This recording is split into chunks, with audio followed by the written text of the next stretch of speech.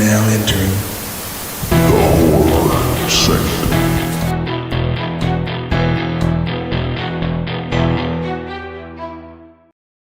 Hello, and welcome back to the Horror Sanctum Podcast. I'm Jay with John and Kellen. When you think about John Carpenter films, what usually comes to mind? Halloween, The Thing, Big Trouble. Children of the Uh, Damned. but do you ever really stop and think about his 2001 sci-fi epic, Ghosts of Mars? Probably not. John and I do. I think we both I own the movie. I think John and I both own the vinyl. And as of last week, I own the trading cards associated with the movie because that's just how I am. So this week, we are heading to Mars. It does take longer than 30 seconds, despite what you may be reading at this time. But we're not going alone. Joining us on our flight once again this week to the Red Planet is the one and only Vito Trigo. Vito, welcome back. Thanks for having me. Thank you. Like we didn't just record an episode back to back. Like, welcome back. It's been so long, like 5 been minutes. a long time. So, No. if you're unfamiliar with the film, that's okay. I got you. Long inhabited by human settlers, the Red Planet has become the manifest destiny for an overpopulated Earth. Nearly 640,000 people now live and work on Mars, mining the planet for its abundant natural resources. But one of those mining operations has uncovered a deadly motherlode, a long dormant Martian civilization whose warriors are systematically taking over the bodies of the human intruders. Now, 2001, spoilers. Some people do not like this movie, and I'm just going to tell you right now, some people are just wrong. They're just wrong. This is a awesome movie. Just the opening, when you get that techno music kicking in during the opening credits, you know you're in for a ride. I like this movie. It is absolutely ridiculous. The writing is not great. The acting in parts is like, it's cheesy. But oh my God, is this movie fun? It's basically just John rehashing Assault on Precinct 13, Escape from New York, kind of in a different story. It's that same kind of vibe. It's an action sci-fi movie. I think it's maybe one of Jason Statham's earliest films that I can think of. I love it. I think the lead, Natasha, I think Hestridge, I can't think of her name. I think it's Henstridge. I think it's a middle ground of what you said, Henstridge. Henstridge, yeah. So I like her in it. I Species. think, yeah, she's a species. And I think in this movie, what I really liked, I like that she's a drug addict. I like that she's just not your typical badass. I thought that was kind of cool that she's tough, but she's got like addiction problems. Like that was cool. A lot of the side characters in the movie are just there. It's like this movie, what this movie is so great at is it's not boring, it's a lot of flashback sequences. It's like someone telling a story, then it goes flashback to their perspective, and then you introduce characters, you kill characters. You introduce characters, you kill characters, right? Like everybody in this movie is like cannon fodder to these Mars infected people.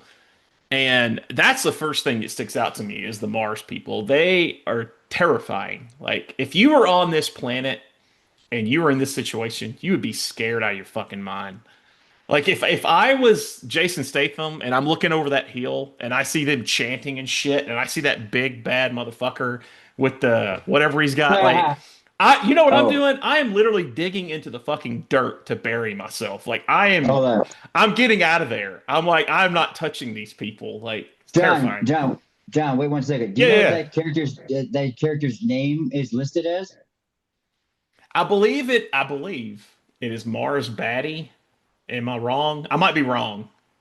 Big Daddy Mars. Big Daddy Mars. Wow. Okay. Big Daddy Mars. Just to give you a little right there.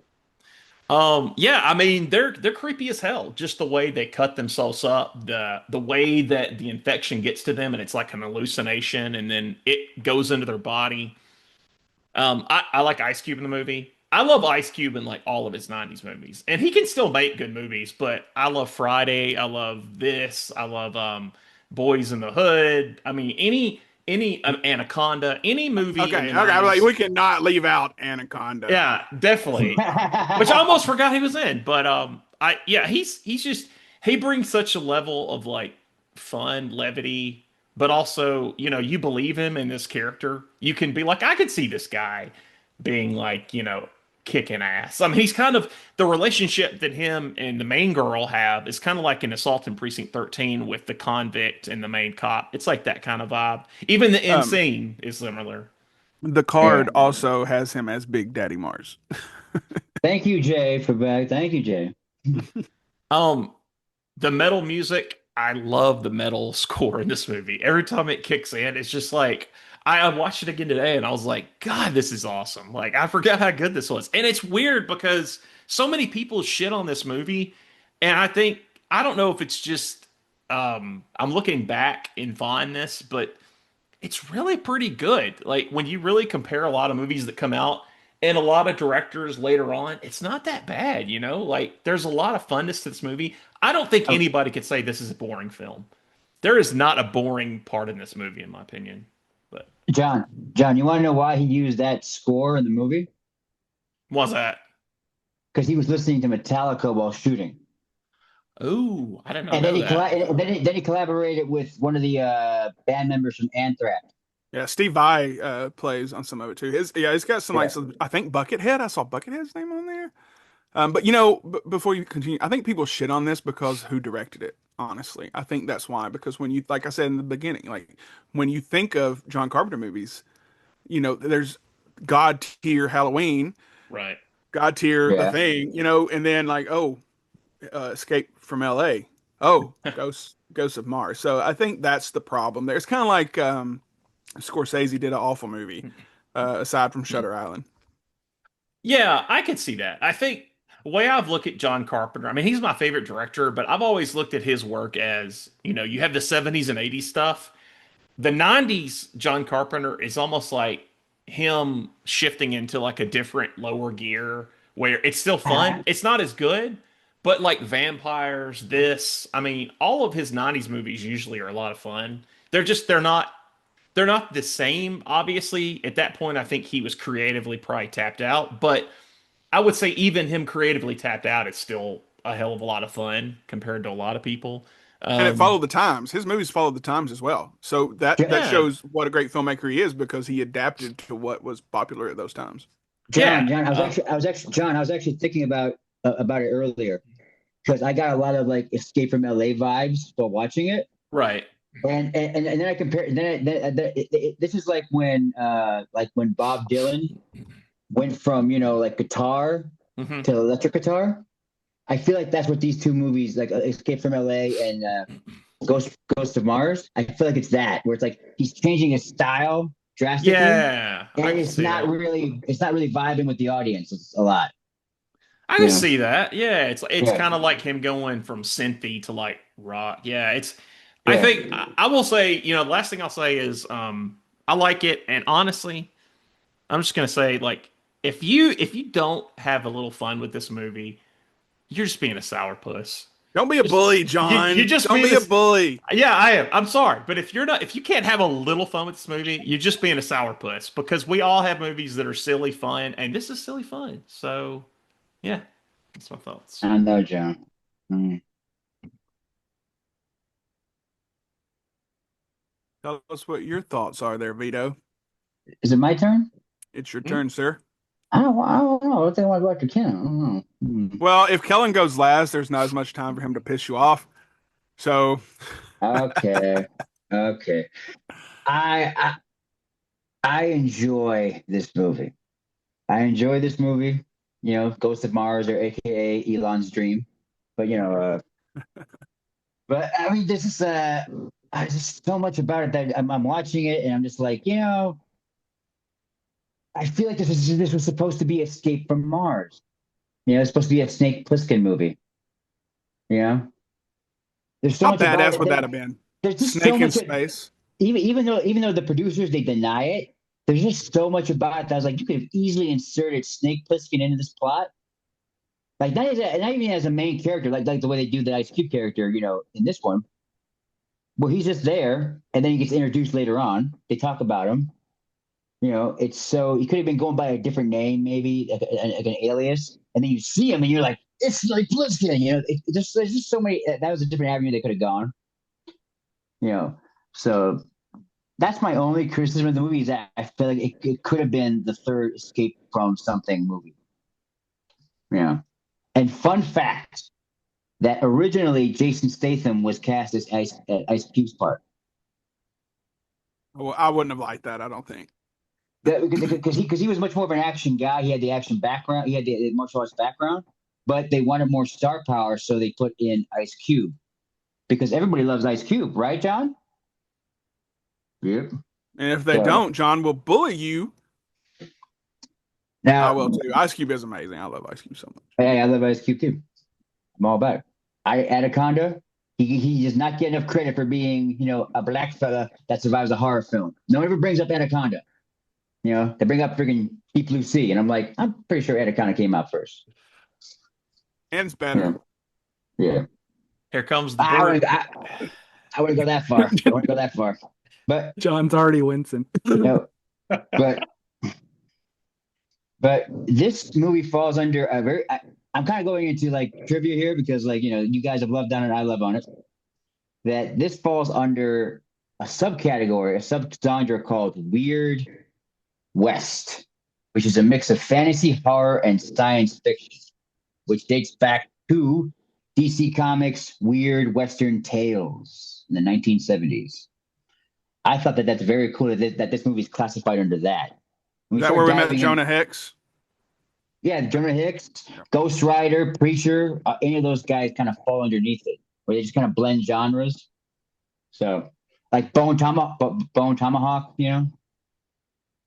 So, Do you like Bone Tomahawk, Vito? Yes. We will be doing an episode on it sometime in the future. It's just hard to watch, and the fact that I won't say anything then. But so we'll let you know when we record if you want to join for that one. And then I also feel like the main Big Daddy Mars had to have been inspired by black metal from his appearance and the way the guttural kind of it was very black metalish. When they were doing designs, they were like watching black metal. The kind of paganism, they're ripping faces off and sacrificing left and right. I'm like, there's a lot of black metal things here. I'm like, okay. So that's I love the fact that there's we got Foxy Brown, the Transporter, Stokely, freaking Revenge of the Nerds is in this son of a bitch for a second, and for some reason a majority of them die by getting their heads cut off or the overabundance of like saw blades that are in this fucking planet. You know what I'm saying? Like in that third act, they were just flicking around saw blades like it was nobody's business. I was like, where all these saw blades come from? Where do they get? It's Mars. They're not cutting down trees. You said carotid. There really is like an ant bed of carotines, aren't there? There's like so many. I can't even name all the carotines. I did not realize that was David Carradine's brother until I was like, hey, that's the guy from Revenge of the Nerds. And then I looked it up and I was like, oh my God. One of them, one of the female Carradines is in Bubble Boy. Oh, yeah. Linda Carradine, is that it? Yeah. Yeah. There's Keith, David, Robert. Yeah. Mm-hmm. Like the Baldwins. Mm-hmm. Just so many Baldwins. I don't know. I at this rate, I think the Carradines are kind of on a quality level doing better than the Baldwins. That's true. The only death in the Carradines was self-inflicted. Oh, too soon. Sorry. So yeah, I've never seen this movie. I've never seen it. It's 2001. It's right in the same time frame as what was it, Mission Impossible 2, somewhere which I think maybe was 2002. It was somewhere in that same area. Runtime hour 38 minutes, and Rotten Tomatoes has it at a 23%, which, because I'm using the same page from our Fear Street, was 5 points lower than Fear Street Prom Queen. Just putting it there. Because this movie's hot garbage. Oh my God, it's so bad. I Oh, told you, God. I warned you before this Oh, started that he was going to piss off about this one. oh, you submoronic mother. I'm going to go what Vito did on Fear Street on this movie. So sit back and enjoy, fellas. 'Cause it's about to get real dark and real deep. Oh, Every why'd you do part of this to this me? movie is hot garbage. One thing I did notice, and it was kind of like if you've ever watched How I Met Your Mother, there's the glass break scene episode where the glass breaks every time they reveal something. Yeah. Jason Statham as an actor just got ruined for me because of this movie. Because I'm gonna do this is a scene that I've created and inspired just for this moment. Let me get into character. This is Jason Statham in every movie. I'm Jason Statham. I'm a piece of shit and I'm in a sticky situation. Oh, wait, no. Now I'm Jason Statham and I'm indifferent and I'm in a sticky situation. Crikey. Oh, I'm Jason Statham. I'm a good man, but I'm in a sticky situation. That's all he plays. That is exactly what he plays. Every movie, always and forever. He's either an asshole, he's indifferent to the situation, or he's a good man and it's a shitty situation that he's in. There's nothing else. Unless you take his dance routine before he became, when he was a model. And I please, Jay, put that on one of our Instagram reels of him dancing. It cracks me up every time. Anyway, I've only seen two John Carpenter movies before this, and that was Big Trouble in Little China and Halloween. That was the only two John Carpenter movies. So I can't really say it's because well, it's John Carpenter. So this fell flat on me because I didn't know anything else by John Carpenter except those two masterpieces. Please don't stop listening out there. You keep going. Just stick around, please. This movie is Hey, is there any way you could take my face and just kind of put it above his head as he's talking? I'll Is that make something possible? happen. Is that possible? The angry eye of God. staring down Oh, judgmentally. Why was everything red? I get it's the red planet, but now all the buildings are red. Oh, the train's got to be red. Oh, the lights outside, surprisingly, they're red. It was like they took the red planet and just went to town. And if you've been out west, it looks like what I imagine Mars would look like. Yes, some of those buildings are tan, but the rest of them look like normal buildings. I don't know what John Carpenter was thinking when he made this. Maybe he was on LSD and having a fever dream and was like, I've got an idea for a movie, and it's going to be the worst movie you've ever Have seen. you ever been to Arizona? Have you ever been to a place that has desert? Yeah, I've been out there, and like I said, Circles some of the houses are brown, everywhere. but then some of the other houses are just regular looking houses. They don't just not every house is Oh, tan or beige. I've been oh there. I my took pictures. God. Um, Oh my God. the You music, gave the Fear music is Street enjoyable until you Bromley realize a pass. But this you're getting critical about? the music is Oh good my until you God. realize in every scene it's the same five notes on repeat. Like every time that the scene comes on, it's like doon doon doon doon doon doon doon doon doon doon doon doon. Well, yeah. Why And I keep improve waiting for a build up, perfection? but it's just two straight minutes of doon doon Open doon up doon the doon pit. doon. Why improve perfection? It's perfect. Just repeat the perfection. The casting is great. This is Ice Cube's worst performance, in my opinion. Um, who names a character Desolation Williams, and then why is the cop calling him Desolation? Get over here, Desolation. Like she would call him by his real name. Like I don't care if it's Mars. I don't care what it is. Natasha Hendricks is not gonna Henstridge is not gonna be going, oh, Desolation. You did it again. Some of the scenes are so stupid. I'm the worst at being able to predict what's going to happen. But the scene where they're cutting open the cans and that guy's like, give me that, and takes it from the girl. I was like, he's about to cut his thumb off. Cuts his thumb off and he's like, and then passes. I was like, that's so stupid. It's so dumb. Why did you even do that? Did you just have like some extra money in the special effects budget and you're like, hey, what if we cut somebody's thumb off? How much does that cost? The Jason Statham was probably the most understated he's ever been in a movie, and it's because he's a secondary character. So I felt like he was a waste. I get why you have Natasha Henstridge in it because this was kind of like her peaking career. She was kind of one of those it girls at the Actually, time. wait, time out. She's actually a fill-in. It was actually going to be Courtney Love, but then she bowed out. Oh, thank God! I Courtney didn't think they could have Love? made a shittier Oh. movie, but Yeah. then if Courtney Love would have Yeah. been the star, that And would have been. then Natasha's boyfriend at the time was in the movie. He recommended her, even though they wanted to get Michelle Yeoh and can't think of somebody else. But it was like Michelle Yeoh would have been pretty. The action level would have been put up a lot higher if they got Michelle Yeoh. But that's fun. Interesting. Also interesting is that I'm just absolutely trying to fill in the TJ hole here. I'm just throwing in some trivia. filling in the TJ hole. Anyway, the why would they take the bodies they've inhabited and then mutilate them? That makes no sense. That's like pirates stealing a boat and putting holes in the hull. Like I get that he was trying to go for some kind of like What the fuck? What are you doing? They're Martians. They're Martians. How can you freaking okay, okay. Make this make sense. Make this make sense. Make what make sense? Make what? When they are standing over on a foreign planet, you're gonna get all technical about it? What the hell? Yeah, I'm gonna get real technical here because there's a scene where the guys that are part of Desolation Williams' crew are looking over the ridge and they see the red mist come across and like, oh my god, what's that? No one else can see it at any other point in the movie, and they cut to it a lot of it. Well, yeah, they got Martian Martians power floating around. They got Martian power.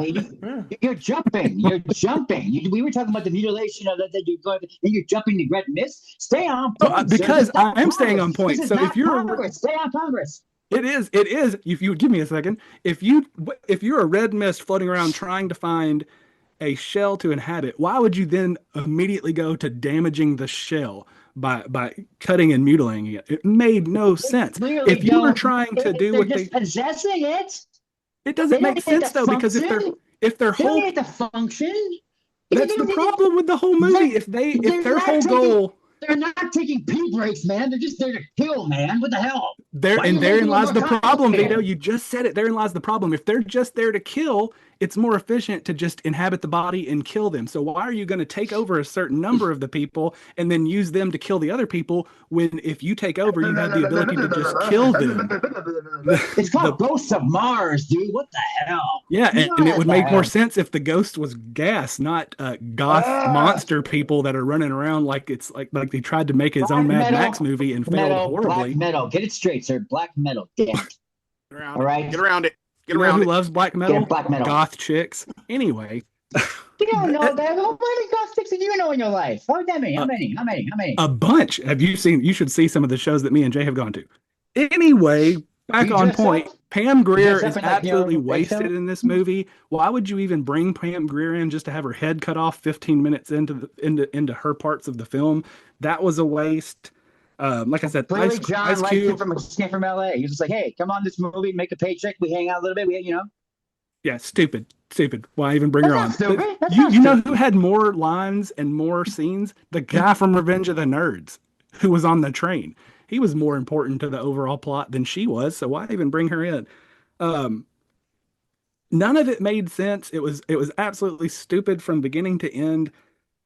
The thing that killed me the most, and we talked about it before, things that happen in movies that take you out of movies, they fade in and out of scenes, and then randomly there's a screen swipe. Like it's so out of place, and it happens a couple of times where the screen's like, and it's a black screen wipe, and I'm like, did the owner of the Sci-Fi Channel stop by and hey, I've got some stuff y'all can use. It's going to be great. There's even one where it does the little like Looney Tunes where it's like a black circle that closes in and then like, what are you doing? Hey. You're being so persnickety about this film, but then you gave that last film an entire pass. Oh my god! Hey Kellen, that's what I call quality editing. That's what I call quality editing. Well, it's good. It's good for George Lucas. I don't know what you're getting at. It reminded me of something I would have done in 6th grade for a class project. Like, oh, this is gonna be so cool. Look at this screen wipe that I found. And the funny thing is that when I was watching it, like I saw John Carpenter's name pop up, and I was like, John Carpenter. Oh, that's the guy that did Halloween. I was like, this is gonna be good. And then I had to, at one point, I had to pause it because I had to go do something else. So I stopped with about 20 minutes left in the movie, and I got home, and I was like, Megan, you got to watch the end of this movie. It's so bad. And then she watched like 5 minutes with me, and she was like, oh my god, this is so bad. We've talked about it before. We've talked about it. What's wrong with you? Like, hey, watch 5 minutes. There's a lot wrong with me. I admit that. But one thing that isn't wrong is my opinion on this movie. But I get the nostalgia. And the reason I mentioned Mission Impossible at the beginning is I 100% get the nostalgia. And that was what they were doing this time of cinema history. Watch Mission Impossible 2. It has some of the most baffling decisions in cinema history. I love it because I watched it when it came out, and even the scenes in that movie that are so over the top and so stupid. The bike chase scene in Mission Impossible 2 is so hilariously absurd, but I love it because I saw it then. The dove, yeah, Jay just alluded to the dove when he blows up the room and then he walks by in a cave and there's just one white dove that flies behind Tom Cruise for no other apparent reason other than to be part of the cinematic masterpiece that is Mission Impossible 2, Wait, which is time out also here. Time possibly out. the Wait. worst film in that. Wait, time out. Time out. Did you change your shirt? It's a different episode. Don't you kill the all take illusion, your man. shirts? It's a different scene. Willie Nelson. Oh, You know Did what's you you know all what's take your shirts? do you know what's weird about it? It's a red shirt. Yeah. I was Put inspired. some needles Yeah. through your cheek. I'm just saying here, man. Like, what are we fooling, fuck? But I can understand all of the hate that I have is because I'm a 41-year-old man that had never seen this film, and I have seen other films since this came out, and watching it, I can pick it apart because I've seen other films like this that are so much better since then. Because and part of it is because we are jaded now because special effects are so good. Even look at Marvel fans now when the special effects in the newer series and movies come out and they're not hitting the same notes that the original phases did, it doesn't look as crisp as well done, and we pick it apart and we crap on it. Look at the new Superman that people are going scene by scene and like look at the clown foot. Why does he look like this? What is going on with it? Like people are picking apart. And so that's kind of what I did with this movie because that's the mindset that we're in now. So I 100% can get the nostalgia for it because I have nostalgia for absolutely trash movies. Again, one of my favorite franchises is Puppet Masters. And arguably those movies, as far as cinema, are horrible as far as quality. The music's blah, the scenes are kind of blah. It's almost like a made for TV version of horror, but I adore it. I adore it because I watched it when I was a kid. So I get the nostalgia for this. I understand why people will love this movie. I also understand why people who had never seen it before, if they watched it after everything that we've had between 2001 and 2025, would think that it was trash, like myself. So all that to say, this is not for me. This is not a movie that I'll ever go back and watch again. It just didn't. It didn't have the nostalgia for me, so I just sat and watched and went, "Wow, this is straight trash. Good job, John Carpenter. Way to ruin your legacy." But you haven't seen Escape from LA. I have Hey, I not. like Escape from LA. So why don't you put a stock in it, Jay? So I did watch Psycho 2. You're welcome, John. It's going to be a future. Today I watched, and spoilers just to help John feel better after my review of this. I really like Psycho 2. Thank God. I thought it was a worthy successor to the movie because I thought the story made sense in the universe. I do think that his acting in that is a little over the top in scenes, especially the facial expressions, but the story and the way it plays out makes perfect sense. And I thought, like I said, I thought it was a good predecessor to the first one. So Is this I Mother? won't disappoint you there. Yeah. I agree. You're like filibustering right now. You're like bringing up I know. Mission Come back. Impossible 2. You're bringing up this. Are you going away for a month? Why are you bringing up like, all these movies and then you know how you feel about them? But then in the meantime, you're kind of so shitting at this. Spoilers for Saturday. I watched a lot of movies in the past week that will surprise y'all. Nice. So this should have been called D. Snyder's Ghosts of Mars. Right. This is Strange Land meets. I got a Phantoms vibe. Ben Affleck. You know, he was the bomb in that movie. I got a lot of that vibe. I guess because it kind of came from underground. Blah blah blah. So I haven't watched this movie in a long time, and so I'm gonna apologize to you guys for Kellen, and then I'm gonna apologize for myself. So I am not on Kellen's side on this 100%. But watching it again, my nostalgia wore off a little bit. Now, Kellen watching it for the first time, and I told you guys earlier, I don't think he's gonna like it. And exactly why. It's because there's been so many other movies that were better, that were similar. Like even in when this one came out, Red Planet with Val Kilmer came out, Mission to Mars came out. Pitch Black was around that same time. Pitch Black is by far and away my favorite one of those that I mentioned. And then it would be Red Planet. Mission Mars I'd have to watch again. I remember that being kind of boring. Sphere Pitch was Black may another be one. Vin Diesel's best movie, in my opinion. Sphere was another one, but that was underwater. Great movie. So, um, I have a few knocks on this movie. I love this movie. Don't get me wrong. I own it. Got the score. I got the cards. Wait, hold on a Clea second. Duvall. Wait, Jay, where did you get the cards from? That's what that like The that hit my eBays. head. The eBays. You went on eBay for that? Yeah. Wow. Okay, moving on. Wow. Yeah, they were super cheap, and I've gotten into cards lately because I'm a 41-year-old loser. So, anyways, this is a terrible movie. It's a terrible movie that I love. So, like, how the last episode that we were together about the prom night prom queen, Kellen, it's a dumb movie. It's awful. He liked it. We weren't as forgiving. But like Kellen said, there's just so many things that we've seen since that are just so much better. And we're also used to John Carpenter being up here, and during this time he came down, right? Clearly, it fit with the times, but it wasn't the same. This also gave me Doom vibes. Which is also a crap film. Yeah, but it's fun. It's fun. This movie's fun. You stop it. You stop trapping out of the movies, right? You save it for another day. Damn it. Come on. All right. Sorry.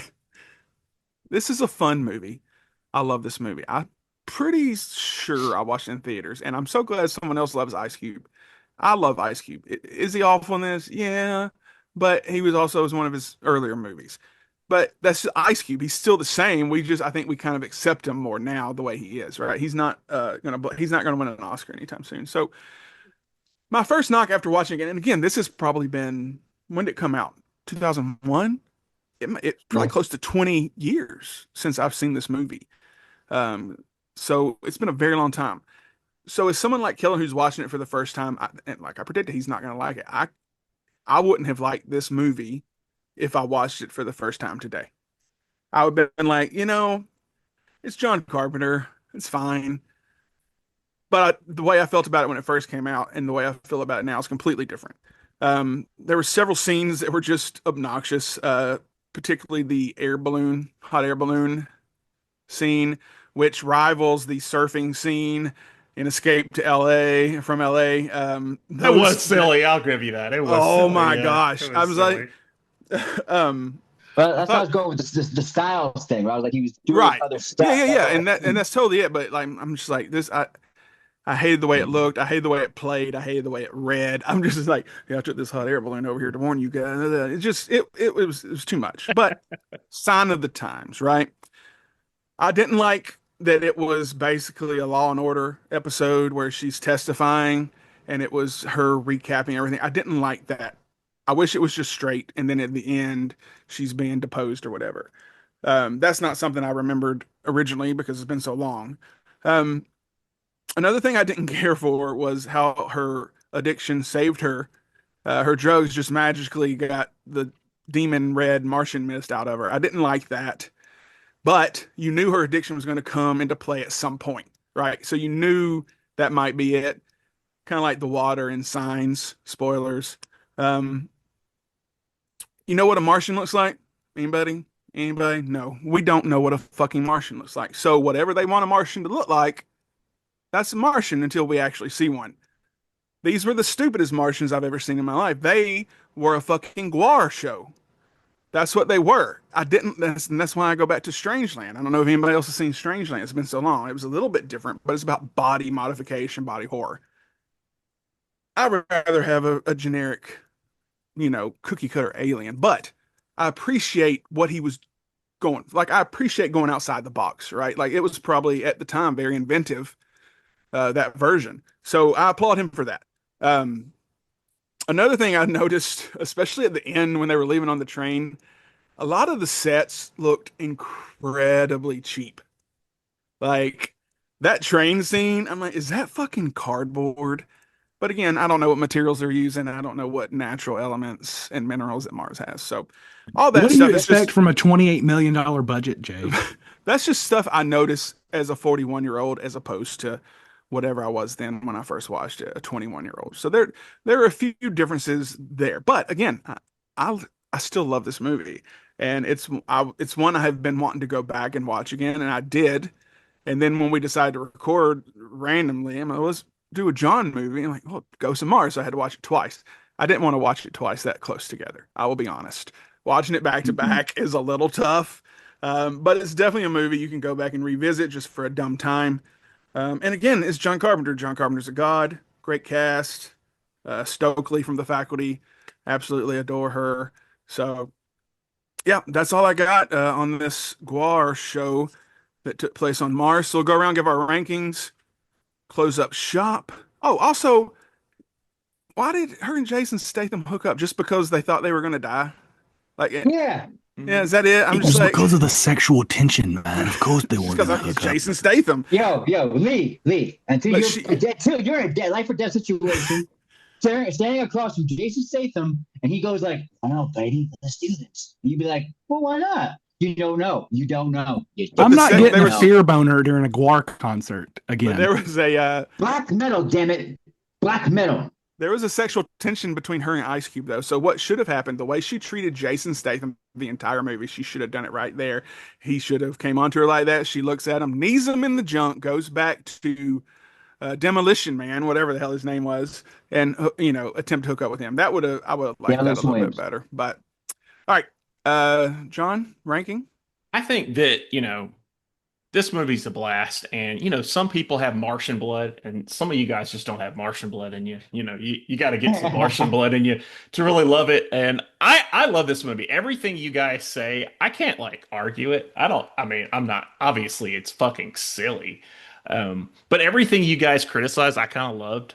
There's something about it. It was so charming. I have the usual, I don't know, the nostalgia blinders are on, so I can't say how I would feel watching it fresh, but it is such a blast. Every time I watch it, I feel like the rating goes up a little more for me. So it's a 3.5 out of 5. I really, really like it. It's not great, but it's great to me. Like Bloodsport is great. Like the Super Mario Brothers 94 movie is great. It's ridiculous, but I just love it.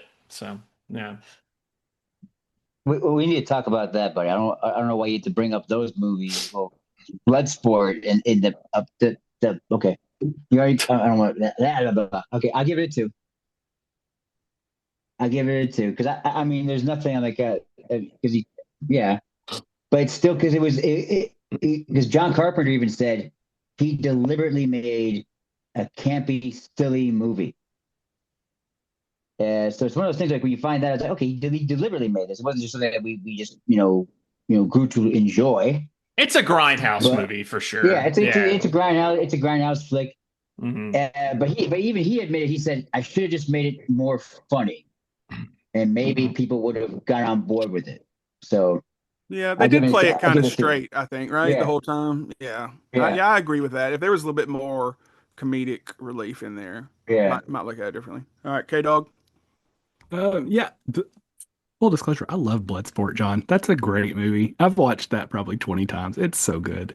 Lionheart he's such as well. a conundrum. I love Lionheart, and Lionheart is kind of like Bloodsport light. It's fun. It's so good. Yeah, it's fun. It's so cheesy, but it's the best kind of cheese. Just everything about the dust in the eyes, like the facial punch in the air. And then dropping down and punching him in the crotch. You need to do action movies. I think me and you would get along better with action movies. 100%, because there are some action movies that I actually use the Bloodsport training sequence to help my son get ready in the morning. Oh wow! Yeah, we just like to knock off to take any style to make it my own. He's like my boy just starts cleaning up and putting everything together. Is he catching fish out of water? Actually, we do mime that scene. We mime everything. We even do we do that part. That's funny. We just mime through it. It's so good. That is the definition of 80 cheese perfected. Because it is not objectively it is not a great action film, but it is a amazing action film. If that makes any sense. You know what we should call this? You're side questing right now. You're side questing. I'm avoiding giving Ghost of Mars the one that it deserves. Well, I gave the other one a 1. I mean, come on. I already know you're gonna fucking shit on it. Is that your real answer? 1 is your real answer? Yeah, it was so bad. I'm sorry, John. I'm sorry. It's okay. I look at every movie as like I try to separate them all like relatively, and I think that's I always try to do that because obviously like I can't compare this to like a great movie. No way. But I get it. I understand. Well, you certainly can't compare it to Assault on Precinct 13 or Escape from New York. You know, prior John Carpenter work and be like it's on the same par as those guys. I definitely can't compare it to Escape from New York. John, I didn't catch your ranking. What was your ranking on it? 3.5 out of 5. 3.5. That's 3.5. That makes sense. That puts us at a 2. I give it a 2 as well, like Vito. I don't know, but when I watched it originally, it probably wouldn't have been a 4-star. But yeah, watching it now, looking back, I'll stick with a 2. So that puts us at a 2-ish. So Ghosts of Mars 2. All right, that's it for this episode. Be sure to subscribe to our YouTube channel and to wherever you're listening to this podcast. Follow us on Instagram. Follow us on TikTok. We have an Amazon Music playlist that will have some of this metal music on it. And we have a group on Facebook, so check that out as well. Vito, thank you again for hanging with us. Always. It's been a pleasure, even though my mind was melted a few times. Come back next week when we talk action movies from the 80s with Vito and Kellen. All right, signing off. Jay, hey, side quest. We could totally do an action one. 80s anything is my jam. Action. I don't know the action sanctum. I don't know. I don't give. That'd be fun. Those things. Yeah, we'll figure something out. We'll workshop it. All right, signing off. I'm Jay with John, Kellen, and Vito. And until next time, keep it spooky.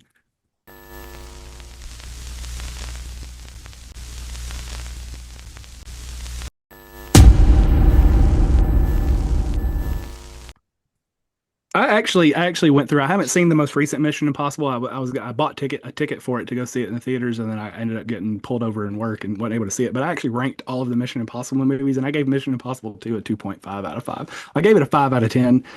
But even then, that's objectively watching it today, I would still watch it right now. It's so cheesy, but it's that nostalgia that plays. That so nostalgia gave that a 0.5 point at least on your rating. Yeah. I feel like we were having this conversation like during Halloween Ends when I brought up Mission Impossible. You remember that? I don't remember what happened yesterday. Sometimes I brought up Mission Impossible too. I was like, I have the soundtrack right here beside me. I think Halloween Ends is underrated though. I think it's gonna get its love one day, maybe. Which one? Halloween Ends. Halloween Ends. I do. I think one day it'll get love. But even like we love the 80s cheese action, but Fast and Furious is a good series too. Like Mission Impossible. It's not as That's good as another one of Impossible, those right? turn your brain off movies. Like That's one I was like, I've never seen past the third one. Enjoyable. I would always tell people I've never seen past the third one. Wear like a badge of honor. Like I've never seen past the third one, and now I own them because they're fucking fun as hell. And like, well, it's a perfect example of not taking yourself too seriously. They're not trying to make serious cinema. They're trying to make entertainment without being over the top like Michael Bay. Yeah. Well, the funny thing is, I feel like I can only enjoy Fast and Furious in the theater. I have a hard time enjoying it at home. That doesn't make me like discount them. It just means like I'd get more fun out of it if I was in the theater. You know what's a wonderful movie that's bad but wonderful? Con Air. Con Air is so good. Amazing. That is my God! God. I love it. What are you talking about? I mean, That would be it's silly, but it's great. I love it. Put the bunny back in the box. His southern accent is straight trash.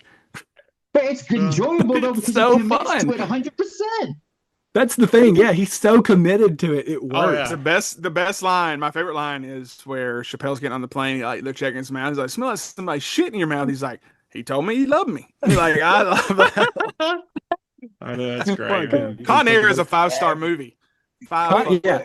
You know what else is a 5-star Nick Cage action film? The Rock. I don't care what anybody says. it's a good That one. movie The Rock is a good movie. It's so good. The cast is great. Has anybody seen his last movie, The Surfer? I haven't The guy seen who it. just died. The Rock is on the short list of legit good Michael Bay movies. was a very Yeah, short I would list of I would it. 100% agree with that because I used to watch that movie almost weekly back in the day. Wait, And wait, no, wait, the wait, shower room scene always ripped my heart out. Oh, dude, don't. I mean, that shit. I was being funny. You gotta go bring that up. That fucking shit was like that tore my soul apart as a Oh my kid. God. What's I was the like, shower room scene? That's where Ed Harris is at the top. They're all above the seals or whatever when they come in, and Oh, begging yeah. him my not to. He's God. begging him not to engage, and then they do, and Yeah. everybody dies. I've That's never right. seen it. Yeah. You've never seen The Rock? I'm just joking. I'm just. Oh my God, that would be Oh, more my- egregious than most of the movies I haven't seen. You know, I fucking seen Oh, it. but wait, K Dog. This part of the movie, he's like, "I'll take pleasure in gutting you, boy. I take pleasure in Gutting you, boy." What's wrong with this guy, Spencer? The best, you know. You know what? One of my favorite scenes, and it's a little throwaway scene from Con Air is What? it's Danny Trejo's arm hanging there after the plane wrecked Yeah. Because he's like the rapist. because he Yeah. was such a piece of shit in that movie. I He might was- go watch that now. I might go watch that now. Cyrus, While my John- wife is out with Bentley. John Malkovich is like really great as a villain in that movie. Like Cyrus, like that's a really cool villain, honestly. Have you heard the crossover between Con Air and The Big Lebowski, Mm-mm. where Steve Buscemi's character is that serial killer from Con Air? Oh, wow. He's no. basically kind of gone undercover, and that's why he doesn't really talk or do much in there. He's just trying to play it low. That's funny. Which The Big Lebowski is also a 5-star movie for me. I made my wife watch it, and she wasn't as big of a fan, and it tore my heart out. But I tried to make Lindsay watch The Warriors the other night. We did not finish. I was like, just was add that? that to the list of all the other movies I love that you haven't finished. The Warriors, Scott I Pilgrim. like. It's like one of those movies. I own it. I really like it, but I could see how.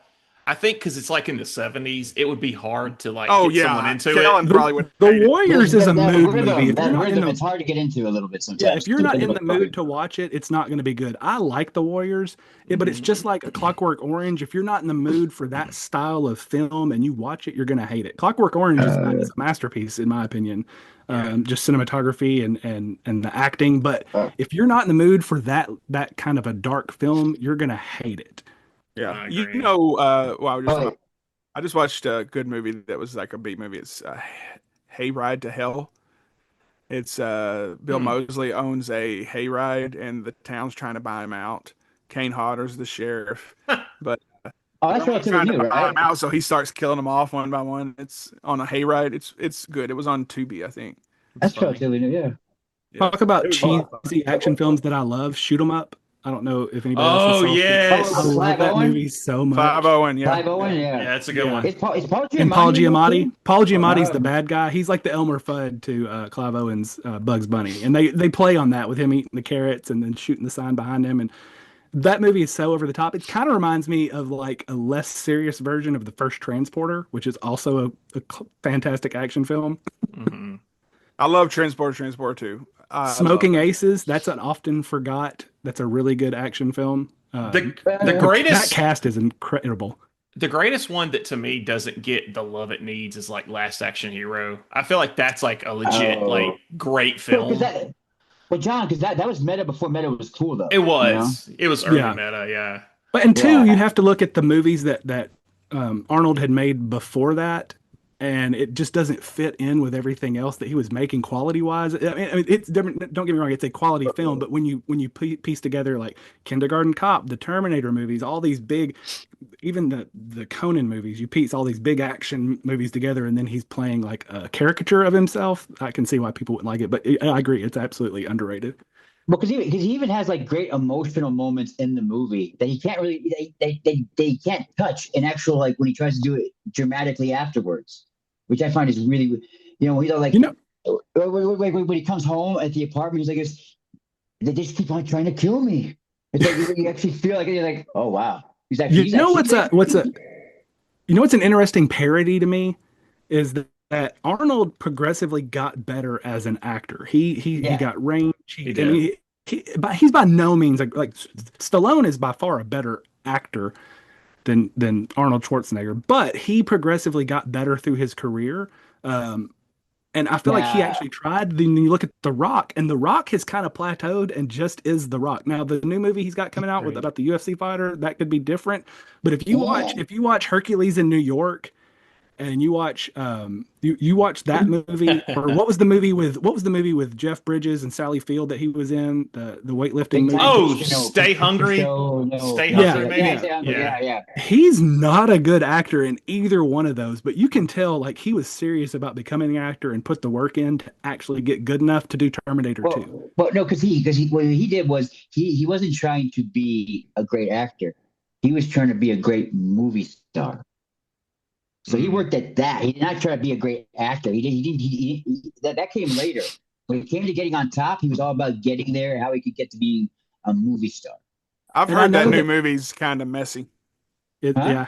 It's one of the Safdie brothers who I like. They did Uncut Gems, which John hated. I've never Good seen. Time, which Robbie P, which is fantastic. So I'm looking forward to it, but I heard like early screenings, it was kind of a hodgepodge. Hercules in New York has one of the most baffling decisions I've ever seen in cinema history. He still had that thick, and I mean thick, Austrian accent. And instead of having the other people have some kind of accent that were on Olympus, like Zeus and his mom, they just talk normal. And it makes no sense to me, continuity-wise, that his dad's like, I'm sending you to New York, son. And he's like, I'm going to go to New York. I'm like, why wouldn't you give them at least some kind of like European accent so that it makes sense why he would have one? You want to know the strangest thing, buddy? He was dubbed in that movie. It was so bad. It's so bad. Somebody was doing an Arnold impression in they thought it was a clear version of it. He's dubbed. I think my favorite Arnold is still Predator. I think that's like my top Arnold for sure. The first Predator. Yeah. Okay. I get what you're saying, but I got a sweet spot for Kindergarten Cop, man. Oh, it's a great movie. I love Jingle All the Way. Yeah. Jingle All the Way, maybe one of my favorite top 3 Arnold movies. Jingle All the Way. I love Kindergarten Cop. I gotta defend it every Christmas when my brother like tear into me. I love Turbo Man. Where's your Christmas spirit? I have a Turbo Man action figure that I got. Sinbad's great in that. Put down my cookies. Those are my cookies. There's an Instagram page that posts that video every day of him like, put down the cookie. Those are my cookies. Do y'all remember when Conan used to do that?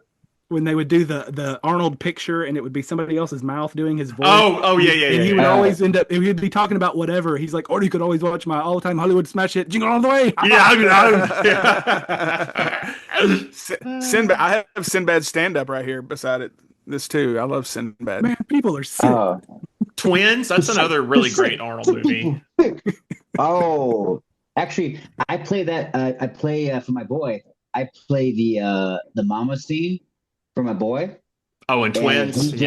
He just immediately like looks for my mom. I mean, looks for his mom and just like goes for like it's funny. He waits for Danny DeVito to say "mama," like legit. He will wait, and when he's doing the whole like "mama," and he just goes over to my wife and just gives her a big hug. Oh, that's funny. That's great memories to have.